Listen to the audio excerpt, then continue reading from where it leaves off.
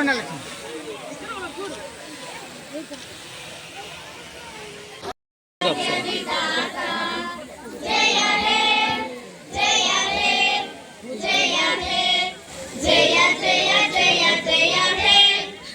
అంటే పోస్ట్ నేను ఎందుకు చెప్పలేదు అంటే, పోస్ట్ అనేది ఈ మధ్య వచ్చింది, కానీ మనందరికి ఫస్ట్ నుంచి గుర్తున్నటువంటి వ్యక్తి పెందుత్తులు ఎవరు అంటే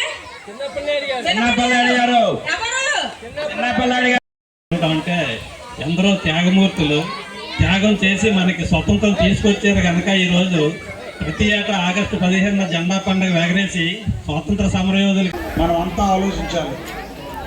పెద్దలు చేసినటువంటి త్యాగాల వల్ల ఇవాళ స్వతంత్రం ఫలాలు మనం అనుభవిస్తున్నాం. వాళ్ళు గుర్తించుకోవాలి. పుట్టప్పుడు ఎలా గుర్తించుకుంటామో లేదో తెలియదు, కానీ ఆగస్టు 15 మనకి స్వతంత్రం వచ్చినటువంటి రోజు.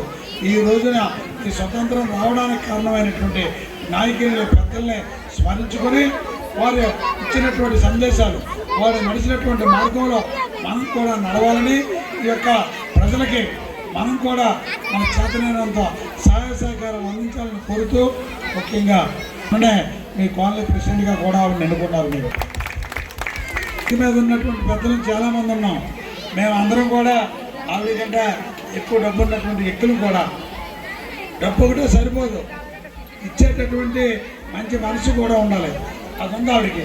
డబ్బులు ఉన్నా కూడా 10 మందికి సాయం చేయాలి, సహాయ సహకారం అందించాలి, కష్టం వచ్చిన వాళ్ళు ఆదుకోవాలి, పెళ్ళి వస్తే సాయం చేయాలి, లేకపోతే ఏదో ఆరోగ్యం బాగోకపోతే సాయం చేయాలి.